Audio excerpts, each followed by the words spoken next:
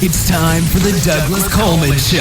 Mr. Smooth and Savvy is joined by guests from all walks of life, from the entertainment industry to authors to political and social commentators, the famous and not so famous, the controversial and the light and fluffy. We have it all. Now, here's Douglas Coleman.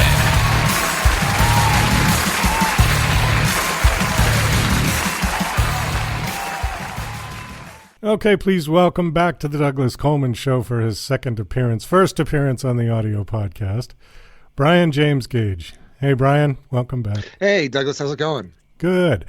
As we were just talking about before we got on, we were talking about music and about the famous saying that if it's too loud, you're too old. While I appreciate the comment, I don't know if I agree with it entirely, because if you've ever been to an opera, they are loud. And, you know, there's a lot of old people at operas. You know, first off, I just before we get back onto the comment of aging and volume control, I thought it was cool. That's the first time I've ever think that I've appeared anywhere, like having my second appearance on the show. Oh, like that's a phase in one's career where suddenly you're making appearances. Well, you've gone up a step. Yeah. I'm a magician. You've moved up one step now. Yeah. Yeah, I mean, I was just sort of being flippant, because if there's that's what I say. I guess what it is I was trying to get across is my sensitivity to bad noises. You know, like if it's good noise, you go to the opera. Okay, that's a whole different thing. Certainly, bad noises like jackhammers at 4 a.m. Oh, yeah. That was one of my reasons for having to bail from. I used to live in downtown Los Angeles for better part of almost 15 years, I guess.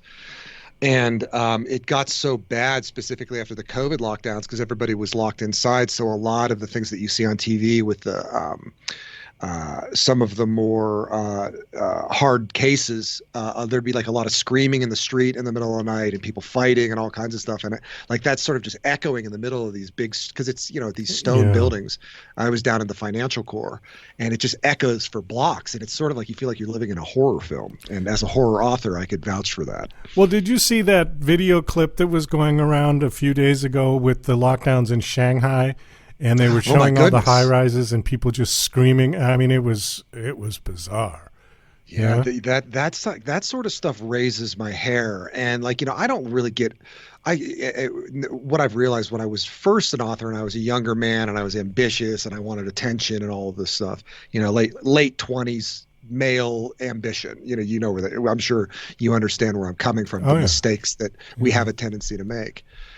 And, I was just hungry for attention. So I was always a little bit more keen to just give my political opinions or say something controversial about this, that, and the other. And I'll look back on a lot of those statements now and I'm like, ooh, somebody maybe should have been a little bit more eloquent in the way that he delivered that. So I sort of try to now, with the second round of interviews that I've been doing, to not talk politics whatsoever. Like my thinking is there's so much better things, you know, because there's always like, you have to pick. Who do you like, red or blue? What's it going to be? Bite the hook. Whereas you could choose not to do either of those and be like, I choose to talk about art and music with Douglas instead. How's that? You know, but what I was saying, as far as the politics of it are concerned, on the that lockdown in Shanghai, one of the reasons that why I moved out of Los Angeles, one of the ones that kind of spooked me out a little bit, was when there was a gentleman in Malibu who, right after the lockdown started in Los Angeles, he took his paddleboard out to the beach and he was out by the pier, you know, he was in the middle of the ocean, no one near him whatsoever. And like the cops on boats swooped in and arrested the guy. And me, I'm basically a freedom loving centrist. And when I saw that on the news, I'm like, maybe I need to go somewhere else just in case, to like sit this out to see where they're going with all this. Because arresting a guy on a paddleboard, like, that's a little extreme for me. That's very extreme. And, you know, the other thing that you mentioned about politics, we don't do politics on this show because there's enough angry political rant podcasts out there.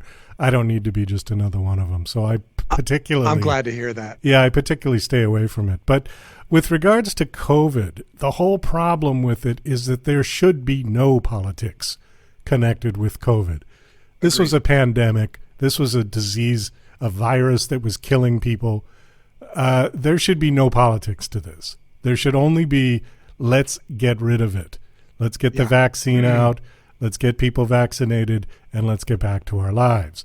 And data execution. Yeah, and unfortunately, both sides, Republicans and Democrats, used it for their own political gains, and I think it's awful. And even I would even argue that the Chinese were doing that as well. So it wasn't just our political system; it was a lot of political systems were using it as a power grab. And I think so too. And I'm wrong, not the type of person. Okay, finish. Sorry. No, I just said I think it's wrong. I think that this is not the issue that you politicize. I agree, and I think a lot of it, what it is, because you have there's always the two different sides. People were saying it was planned and this, and whatever.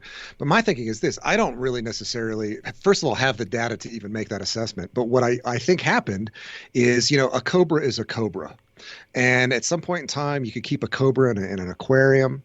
And you could feed that cobra the nicest goat milk that it loves, and keep it on a silk pillow, and whatever it is, give it the best feed, always clean its cage, and one day the cobra's going to bite you, and you're going to be like, but I gave the pillow and the milk and the because that's what cobras do. Cobras will bite you.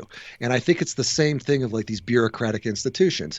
I think, like you had said, that the politicization came from the fact that that's what these types of entities do when given the opportunity to do so. Well, I don't believe that it was planned. What's the old expression about never let a good crisis go to waste? Yeah, exactly right.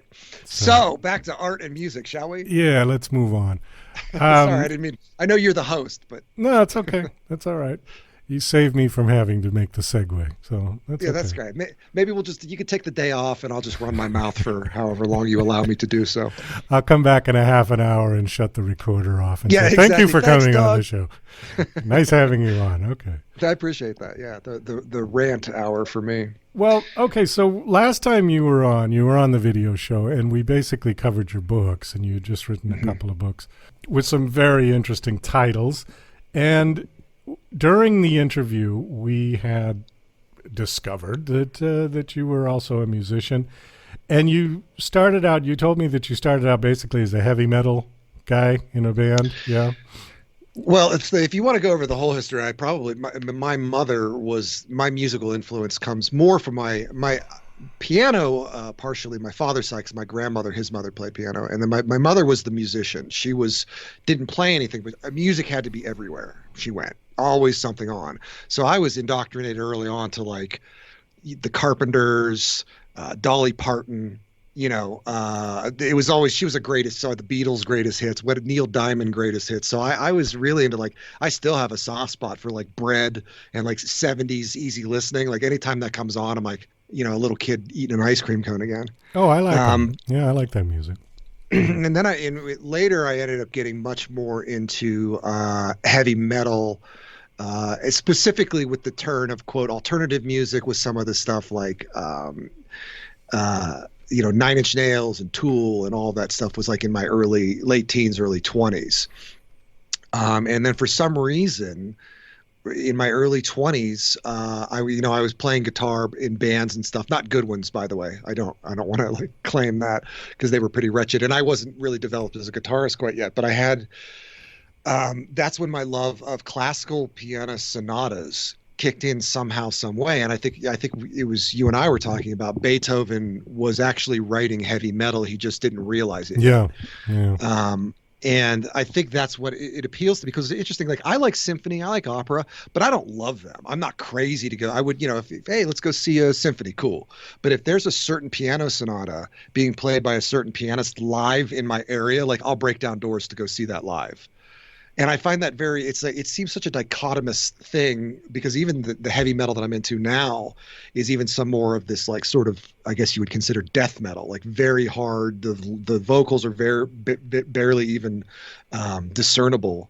And I find it very pleasing to listen to for some reason. Well, yeah, I can listen to some of that. It wouldn't be anything I would write.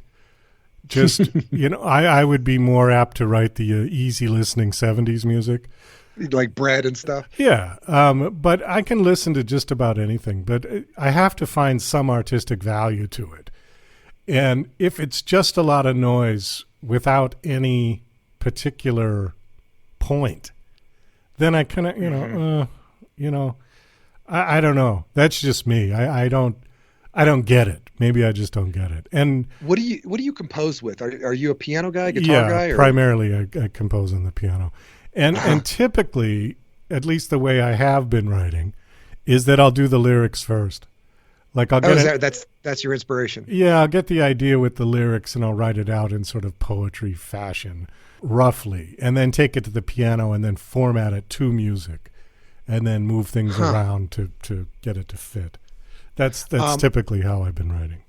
How deep into social media do you go? Because I know that you're on Twitter and Instagram. Are you a TikTok guy yet? No, we found no value for TikTok for our show, because I mean, the only thing we could do is put up 1-minute clips of the show as promos, and quite honestly, the audience that TikTok attracts isn't the type of audience that would necessarily be interested in my show. We aim for a little bit more of a mature audience. And, 15-year-old isn't the ideal demographic for our show. It doesn't seem so. Well, the reason why I brought it up is one of the things that I'm always looking for avenues to market my books. So I reluctantly joined TikTok for the Nosferatu Conspiracies book page to put up some of the wacky videos that I produce for promos. And then the thing that stinks is it starts on this homepage and there's an interesting video and you're like, well, that was interesting. Next thing you know, you're scrolling like 30 videos deep. But one of the things that I find interesting, and it sort of reminded me of it when you brought up your process, is there are videos of people's cats. This is just shows you, I really think we're living in the end times. And when I'm about to say this out loud, I realize that we are living in the end times. So people will like videotape their cats like screeching or growling. It'll be like a cat going, rah, rah, rah, rah, like throwing a fit because its food's not ready. And then you could do what's called a stitch, meaning someone could comment over it. But there's musicians who will find these animals sort of growling or doing things, and they'll compose piano over top of the cat screeching. So the cat is sort of singing while the person makes up the piano chords in real time. It's just this, it's so bizarre to me to see like how this is emerging as like this sort of strange sharing culture. All right. Well, you just enlightened me to something, because that is the point of TikTok. I couldn't quite figure it out. Now you've made me realize what the point is. It's just screeching cats. No, well, as an example, yes. But overall, I think the whole point of it is people making these little 1-minute videos for the sake of the video. All right? Yeah. Because, a screeching cat and somebody playing a piano over it, that's funny. It's funny. I'll admit all right? I wouldn't consider it, musical genius, but it's funny. It's kitsch at best. So the idea that, here's this platform where you can put up your little amateur little videos and people can comment and throw hearts at you or whatever they do, that's fine. Okay, but I think as a platform for advertising, no.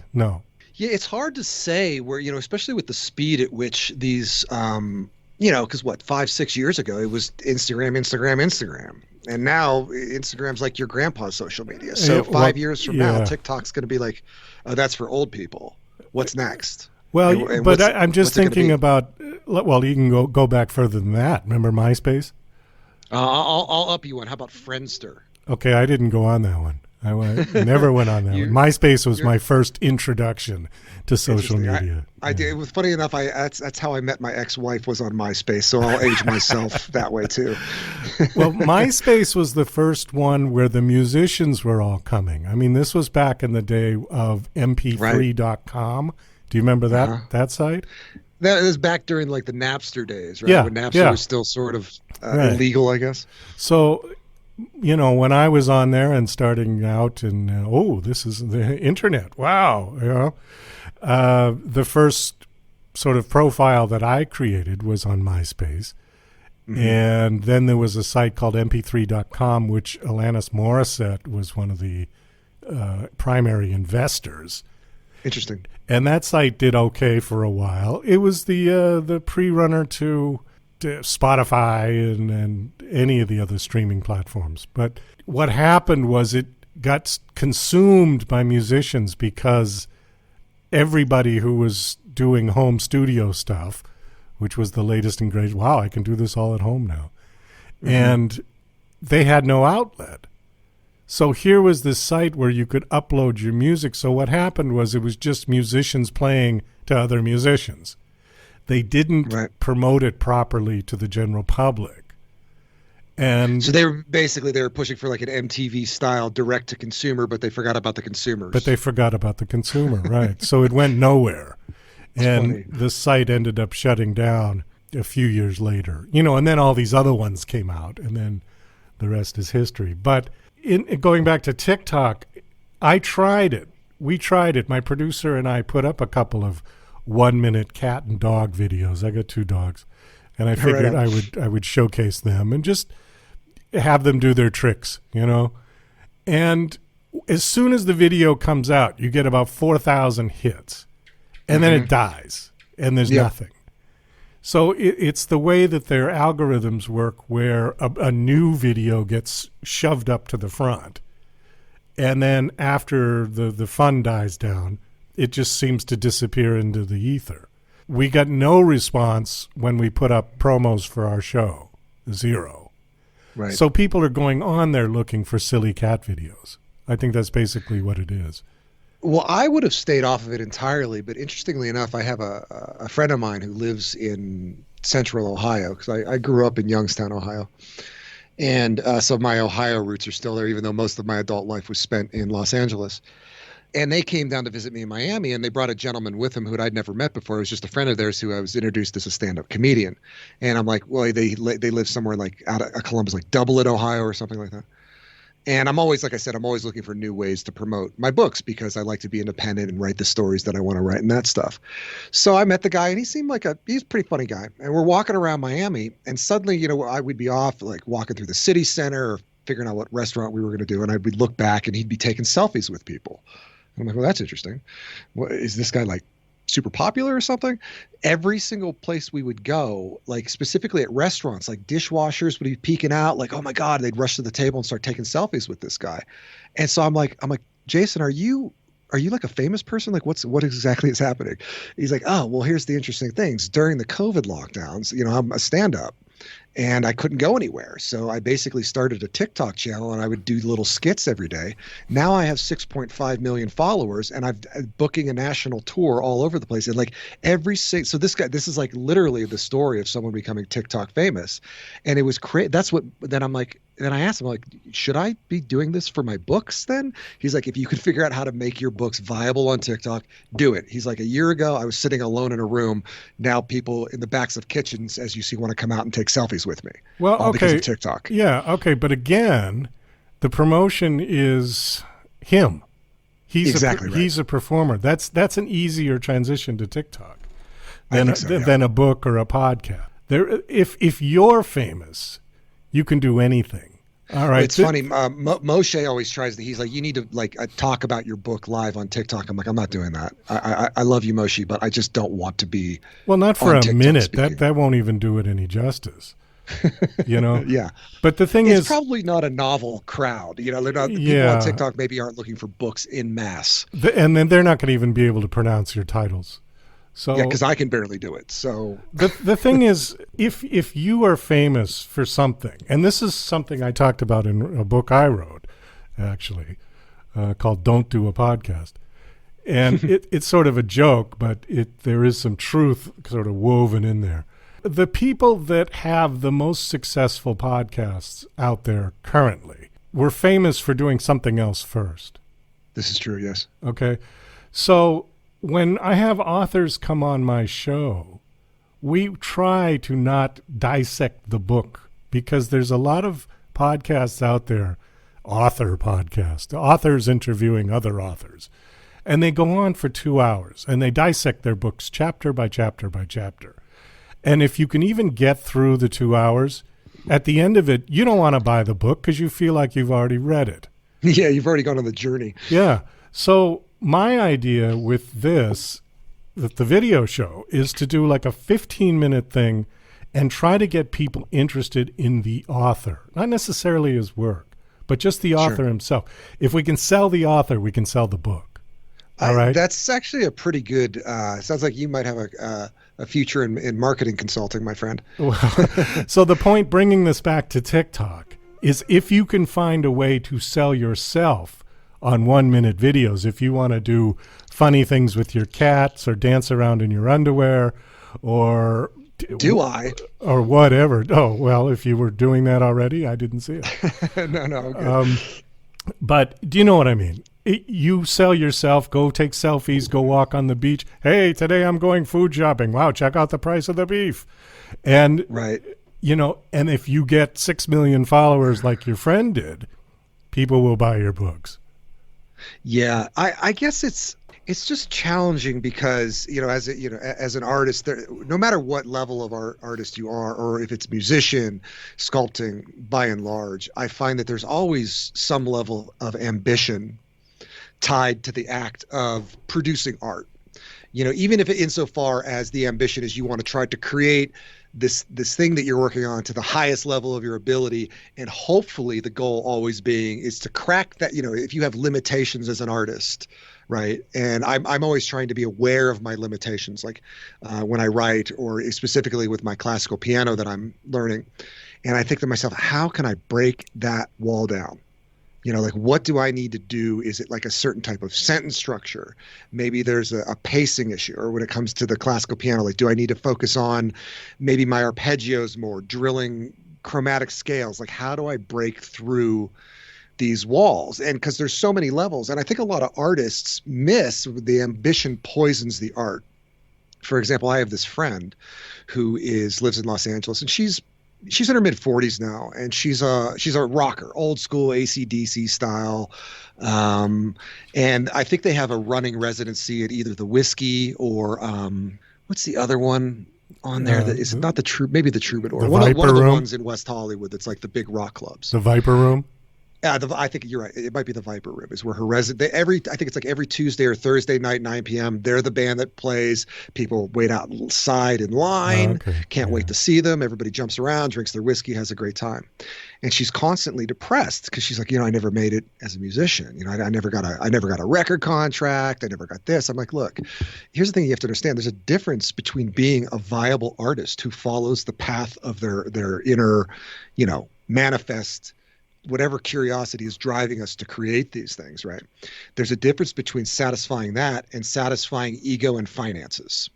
Because if you think about it this way, if you would tell, say, a musician in the middle of Wyoming, right, with just his acoustic guitar and nobody maybe playing to his cats, that every day or every Thursday on the Sunset Strip, you play in a metal band where people line up around the block to come in and pack your show, they would think that this is the most amazing life that you lead. The only differentiation is like you're looking at the next level up at the arena people. Yeah. And now you feel badly because you're not an arena rocker, but you are a successful musician. So I think all artists, and I'm seeing this with, finally stepping out and doing it my own, doing my books on my own. I think the success is, are you able to practice your art and have, if your goal is to have people enjoy it as well, are there 30 plus people that care? I look at that as a success, is the fact that you're able to produce something and there are people other than your parents or your immediate family who are excited about your art. I think like setting that as the standard, I think we would ease a lot of grief in artistic communities among people who are always like, oh, I haven't made it.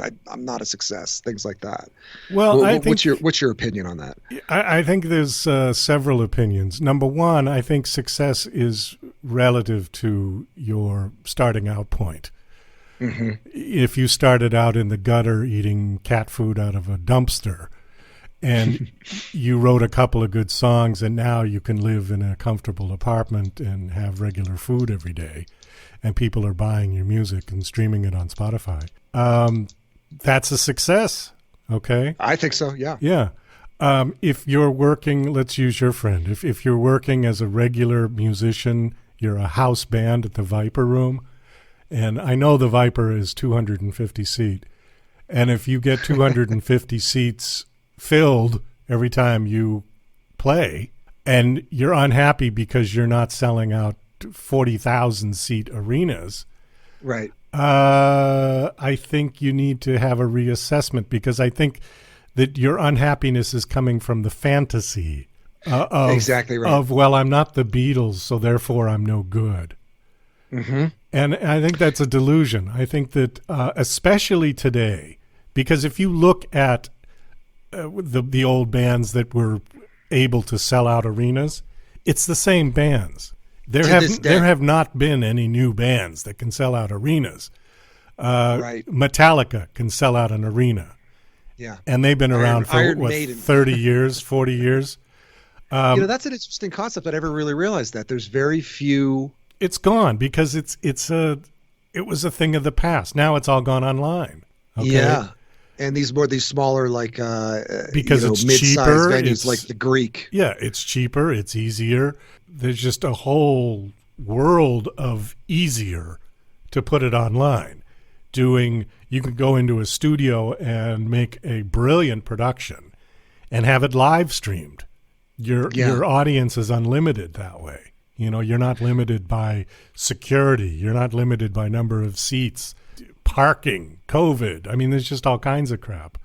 Well, I think this is probably one of the best times to be an artist, thanks to the democratization of the way that normal, regular people can get information out to the public much easier. Because if you think about back in the day, the only way you're getting publicity is if you were on the local news or a newspaper, maybe a magazine or a weekly. Let's talk about like 1980s, 1990s. Like there was no but nowadays, if you're a musician, if you're an author, if you're a filmmaker, it doesn't matter, on down the line, there's all these avenues and channels for you to get your stuff heard and seen. You don't need Columbia Records anymore.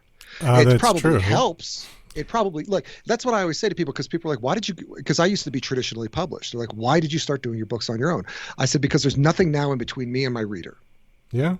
Yeah. That's it. And I could reach them immediately, because the fact of the matter is, if you look at the publishing industry at large, for example, I always try to play this with people just to see if they know how, I don't want to say rinky dink, but the publishing at large, like, what would you say at a major publisher would be the average number of books sold in the book's entire lifetime run?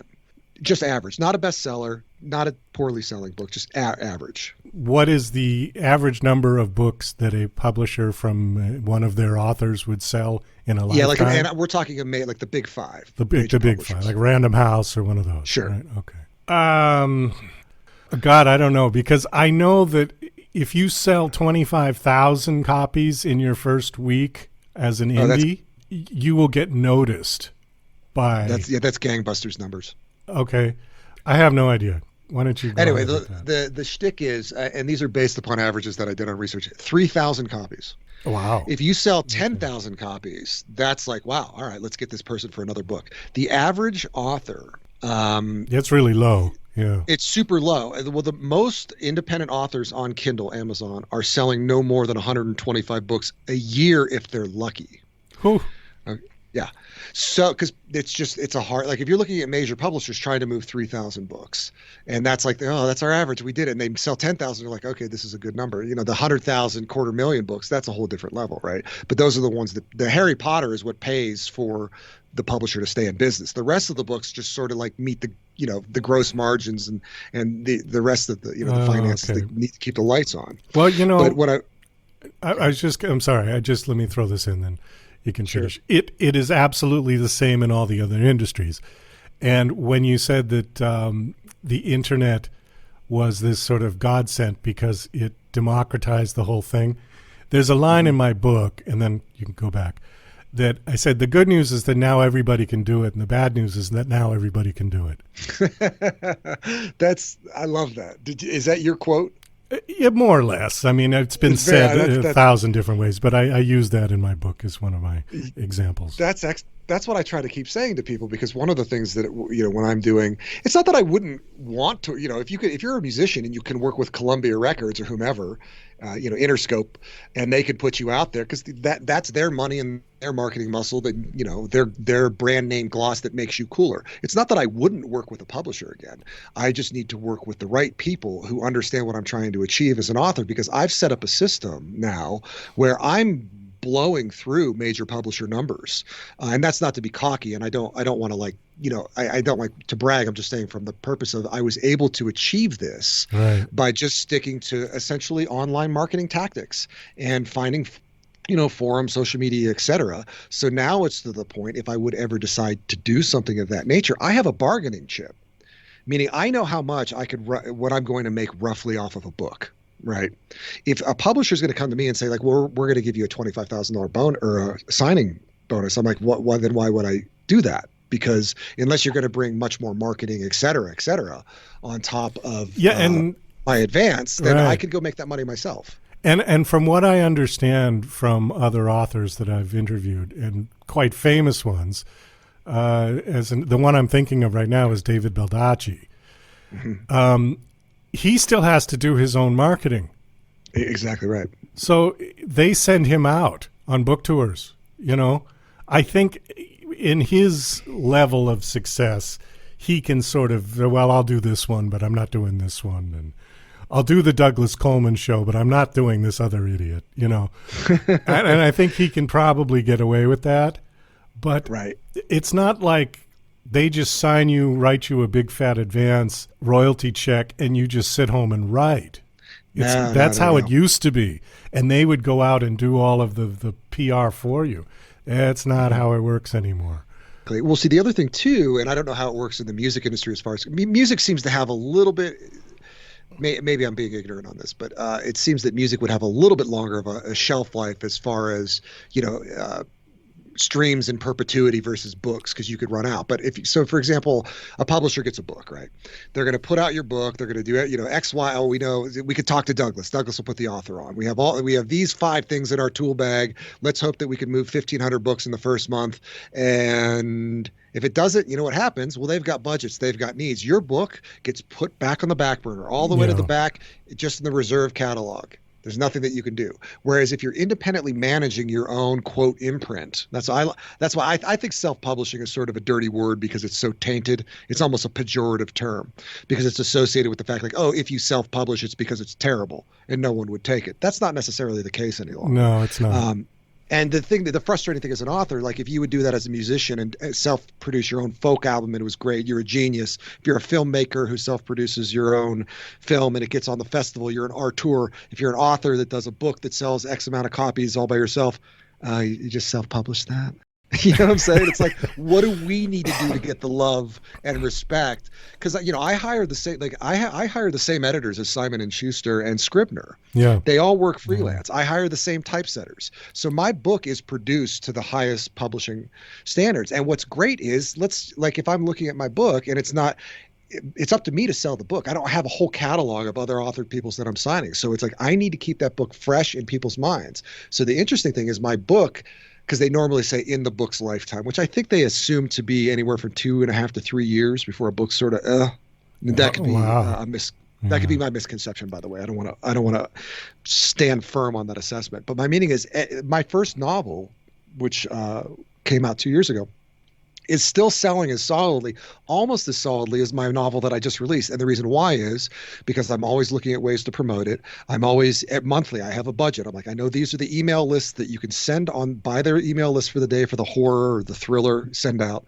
And you could send it out to those people. And it's a 250,000 person list. I know I'm going to sell 50 books that day.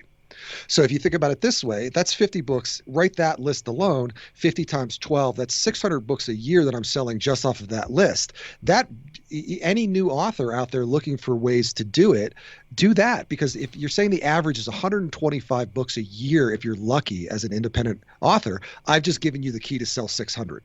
Go and figure out the rest. Now do it find 3 more lists. Now you're selling 1,500 books a year. Right. So there are ways, if you think about it as a marketeer, which you have to do, and your author friend who's published proves this. So I would love to get my hands on major publishing publicity money. But, until that magical meeting happens, do you follow, you're on Twitter? Yeah. Because one of the things that I follow on Twitter is like author topics. And I just see these poor authors they have platforms of not that people can buy followers, I suppose, but they'll have like 9,000, 17,000 followers. I think I've got like 8 Twitter followers. I can't figure out Twitter, and I don't put up anything engaging other than like, here's a new thing I did. But I don't. Well, that's the trick. We don't do anything with Twitter either. But I don't like to troll or whatever. Yeah, but I've been on Twitter since about day 2. So you've been there for a while. Yeah, and again, it was my music. I started out with music, and then shifted to the podcast.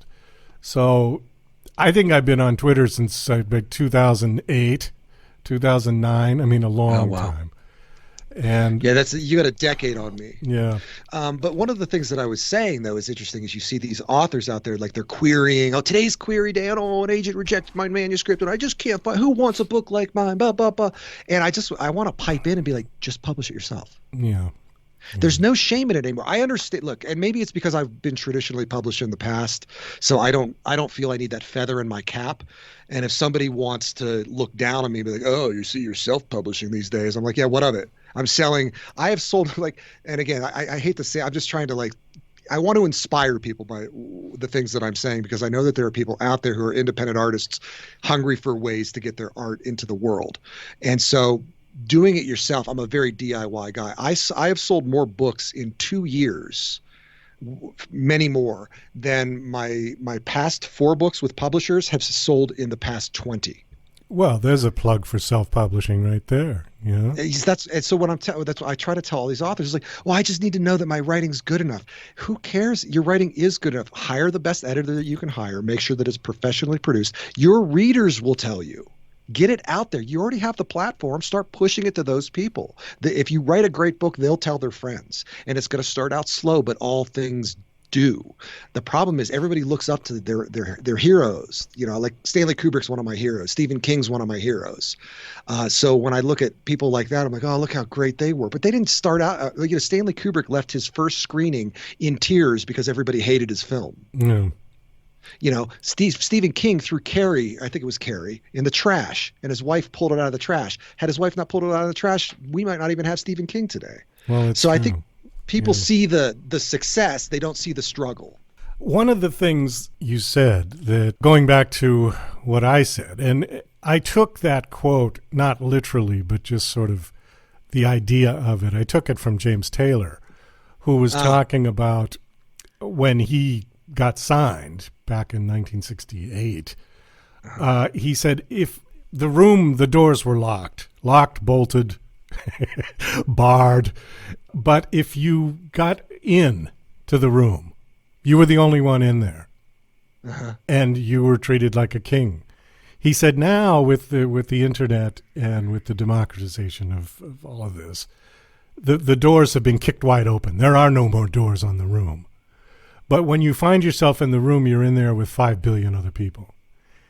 And so the trick is to get your head above the swamp, okay? Right. Because there's this line of mediocrity. And unfortunately, some of the stigma of self-publishing and to a lesser degree indie music and indie film have been making leaps and bounds in terms of respectability. Agreed. That maybe self-published authors have not gotten to that level yet. Because I've heard mixed. I've heard from you. I've heard from a lot of other authors. And it's mixed. Some say, the self-published authors are just as respected. Others say, no, they're not. We're not at all. Because one of the things where the respect, and this is one of my beefs, is in the sense of there's certain outlets that just will not talk to you, period. They won't review the book. They won't even look at the book to see if it's remotely good because it didn't come from one of the major corporate things. And by the way, I have a lot of respect for those editors because those people, in order to survive in that world, you have to be incredibly intelligent.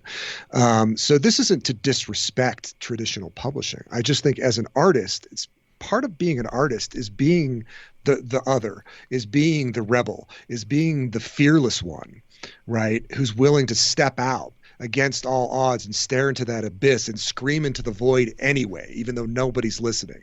That's, to me, is the rawness of what drives our creativity as artists. Forget about whatever your medium is. And so I think a lot of it by doing it independently, like look at all the people that you really truly admire, right? Let's look at a Banksy. Let's look at a Shepard Fairey, right? Some of these street artists, a Robbie Canal. They're not in the Guggenheim. Well, I've never heard of any of them. They adore these artists. Well, yeah, you're right. I think Banksy would probably be in the Guggenheim at this point. But I just think that there's something to be said for being a fearless, independent artist. And there's going to be stones put in your path because of, like you said, that line of mediocrity. And that's where, when I get into discussions with people, if I find out people are, well, who edited your book? Oh, well, my aunt was an English teacher. Okay, stop.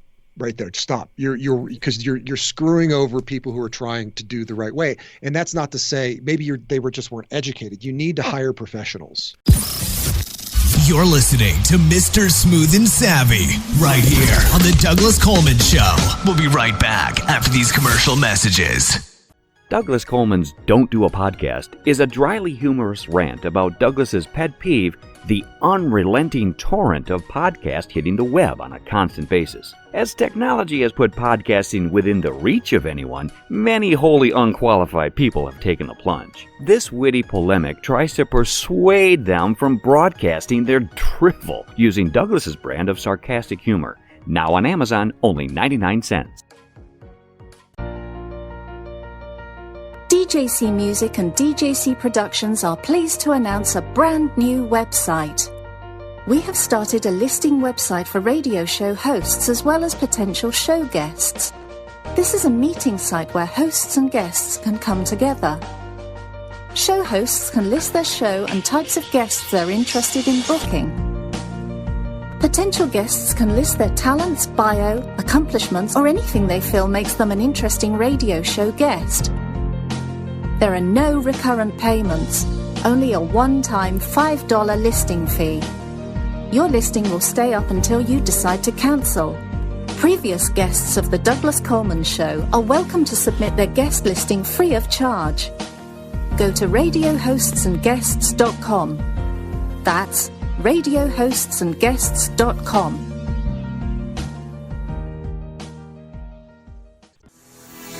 Hi, this is John Morgan, production supervisor for DJC Productions. And you're listening to The Douglas Coleman Show. Okay, well, we've got 15 minutes, 16 minutes left, and I want to try to bring this back to where we started for the continuity of the podcast. Are you sure I didn't go off on enough tangents for you? I've got plenty more. Well, they're all relative tangents. They're all relative to what we're talking about, so it's fine. But, so you're saying I haven't gone mad yet? No, not yet. We'll wait. Cool. We'll wait for part 2, and you can keep me in check then, please. So we had talked about this kind of idea of disrespect for self-published authors, sure. and what I would say is that with the major record labels, with the major film studios, and with the big 5 publishing houses, have all put out crap at one point or another. Okay, very fair. So it's not exclusive that only crap is in the indie published world. All right. Sure. That being said, the respectability is, I think, a matter of opinion, because personally for me, I think the best music that's out there right now is indie. And I think that the best films that are out there now are indie, save for the big tentpole Batmans and Marvel Comics and Star Wars. And okay, the major studios still have the edge on that. They've got properties. Yeah, they've got $200 million to spend that the indies don't. All right. Yeah, exactly right. Which is why I was saying I would love Penguin Putnam's money for a change. Yeah. Okay. So that it just comes down to cash, and that's a whole different realm. All right. Which brings me to my question that we'll debate for the remainder of this show, and it sort of ties back to where we started with TikTok and, what's the best way to do this and what's the best way to get out there.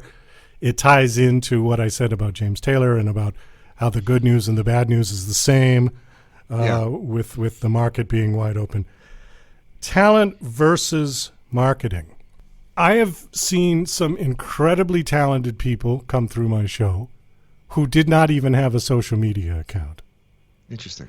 They were so good. I mean, I'm a musician, you're a musician. If we hear a song, we're not going to volunteer great compliments to people just willy-nilly because we know what they're doing. But I had this one guy come on that literally could make the angels cry with his voice. Oh, wow. Okay. And yet this guy had no social media. He had no website. He had nothing. He was just doing this in his little home studio in his walk-in closet conversion. Mm-hmm. And I thought, man, you got to get out there. But his attitude was like, my music should sell itself because I'm so talented or something like that. He wasn't arrogant about it, but it was just the kind of the perception I got to where his mindset was. On the other hand, on the flip side of that, I have seen some really, really mediocre stuff out there that's getting millions of hits because they're on social media 24/7. They're engaging with their audience. They're talking to people. They're putting up TikTok videos of them eating their eggs for breakfast and going, "Hi, guys. Thanks for streaming my music. Keep it up. Blah, blah, blah. Here's my cat. Isn't he cute?" Right. And they're doing that all the time, okay? And they're, in terms of money, they're making a huge amount of money compared to the guy in his closet. As far as which one is better, I mean, I guess there is a little level of how much lipstick and fishnets do you want to put on to sell your work? You know what I mean? Because at some point in time, we all got to put on the lipstick and throw on the fishnets. I mean, that's you got to kind of, I don't want to get too crass or anything like that on the show, but there's a little bit of prostitution. A little bit of a prostitution. I mean, that's such a harsh word to say, but you got to sell yourself. And so your friend with the angelic voice, that's a total integrity move. And he's right. Theoretically, his music should be good enough. It should be. It should be. Yeah. Or it probably is. The differentiation is what he did. Like, I think what's missing on most artists' mind, because a lot of we are a very self-absorbed lot, is that we want what is being channeled through us for whatever reason to be revered, or hopefully we would love to enthrall people with, my greatest thing is like why I like to write horror. If I can invoke fear in someone through text alone, I feel like I've entertained them. I've given them something special to care about during the day. But at the same rate, like, okay, even if I have the ability to scare people through writing horror fiction, but then there's the whole process of like, think about how much data is being thrown at people, even people who are like avid consumers of indie art. There's still all of this data all day. I mean, you can't walk outside without being advertised to, even insofar as the logo on the back of your car. Yeah. Yeah. You know what I'm saying? The mental landscape to try to get even the like 0.2% of that. If you could own, for example, the Douglas Coleman show could own 0.2% of all of the mental landscape out there, you'd probably be a multi-quadrillionaire. Yeah. Because of the mad swath of data. So there has to be, I understand the artistic integrity and I agree with it. For example, one of my reserve piano instructors is a brilliant, probably one of the most brilliant classical pianists. Well, there's a difference. She's a concert pianist. I always say there's a differentiation between a classical pianist and a concert pianist. For example, I'm an aspiring classical pianist. I will never be a concert pianist because I didn't start when I was 2 or 4 or however they do it. Yeah. But she is one of the most brilliant pianists. Like that, just she could play anything. Her grace, her dynamical range, her technical athleticism is exquisite. And she sometimes plays a concert, maybe once every couple years, and teaches. I'm like, why don't you? She's like, well, I'd like to do more shows. Because she doesn't want to do the marketing for herself. I'm like, look, specifically, like there's a woman named Valentina Lasista. Don't ask me to spell that, please. And Valentina Lasista is a very gifted concert pianist. I admire her work a great deal, but in my own personal opinion, my instructor is a more gifted pianist. Why is Valentina more popular? Because Valentina went out and said, hey, this YouTube thing looks pretty interesting. I'm going to start recording all the classical piano hits. And so if you would, whatever you want, pick a generic, I don't know, the Moonlight Sonata or, Fur Elise, maybe a Mozart piece or something like that. If you Google it, generally, it'll show up with Valentina playing her work. She's the first person you'll sort of get indoctrinated to, and now she sells out concerts everywhere. But what's great is now she can do her more obscure Rachmaninoff pieces. Well, or, that's things of that. It's like the first one's always for them. The next ones are for you. That's what I try to tell to my friend who's the concert pianist. I'm like, just throw up some Moonlight Sonatas, throw up some Fur Elises, get the attention. Then if you want to do some very obscure Schumann piece or whatever appeals to you, then you can do that once you have the reputation. You need to get the reputation first. Right. Well, it's called the FU money, basically. But it's not necessarily just money. It's the recognition. It's there's reputation that comes with it. Right. It's the number of subscribers you have on YouTube and Twitter and all of that. The one thing that I find interesting about this is you talked about the one who said she didn't want to do her own marketing. I have found through my travels through this show is that the better the artist is as an artist, the worse they are as a marketer. It's two different sides of the brain. And I think that's why people had managers, because the manager took care of that side. You need that other person. You concentrate on your art. You just create these great things. Hire someone else to do all of that business side for you. I mean, you look at the Beatles. They were the classic example. They were brilliant in the studio and as performers, brilliant. Nobody could touch them. When it came to the business side, they had no clue what they were doing, and they practically went bankrupt at the end of it. They broke up in time. Well, we see this time and time again, though, with the manager-artist relationship. I think Trent Reznor had that problem where one of his early or maybe it was his label or something, where they stole a bunch of money from him. That's different. That's having a bad manager. But I'm saying if you have a good manager, that can make or break you. It doesn't matter how talented you are. They got to hear from you. They got to know you exist. And these days, with the flood and the swamp that we were talking about, they'll never find you, unfortunately. The talent should sell itself. You said that, and I agree with you. But it's not going to be found in this swamp because there's just too much of it. Well, that's exactly right. Yeah, so the trick is now, number one, do you want to tackle this yourself?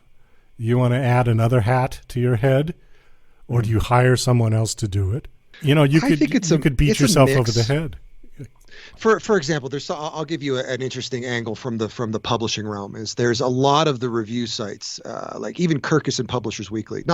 Publishers Weekly has this thing called Book Life, which is centered toward indie artists, but Kirkus specifically, because Kirkus is like an old school high. Like if you get a Kirkus star on any review, like whoa, suddenly like Hollywood producers will call you, and the who's who in the literati are paying attention to you, because it's actually quite a big.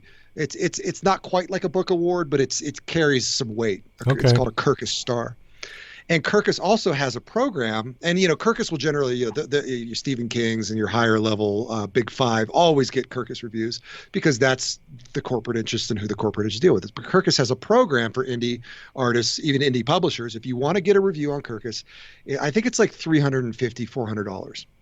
You pay to secure, it's essentially advertising, but you get a real review. You're not paying to get a good review. You can't buy a Kirkus Star. But here's this literary magazine for where all the who's are looking, and you could secure your place with a review. And the other good thing that they offer to indie artists is if your review stinks, you paid the money, but you can get advertising on Kirkus's website. You don't have to publish the review to embarrass yourself. Well, that's and there's forums where they're like, paying for reviews is the most unethical thing. I'm like, no, you're wrong. Secure your place in front of the people who can make your life better. Save up, spend your $350, and hope that you get a good Kirkus review, because your name on Kirkus's website, although you quote, yes, paid to get it there, it's not unethical because you still earn the review, right? If you're on Kirkus with a good review, that's earned. The fact is you basically had to pay in order to basically reserve the space to be seen. And for me, I would say go for that, because that's the kind of stuff that cuts you through the noise like we're talking about. You got to cut through that noise. Yeah, exactly right. And with that, we've got to wrap up this interview. We have run the clock right to the end. We have. Hey, by the way, on the next one, you asked me on your other show, why would it be harder to be a rock musician or a concert pianist? Oh yeah. I would love to finish that conversation next time. Okay, we'll do that. Absolutely. Brian, thanks so much for coming on. We'll get you back on as soon as we can. This is part 1 of Brian James Gage on the audio podcast. Thank you again. Always lovely to speak with you, and I look forward to our next one. Take care, Douglas. Thank you very much for the forum.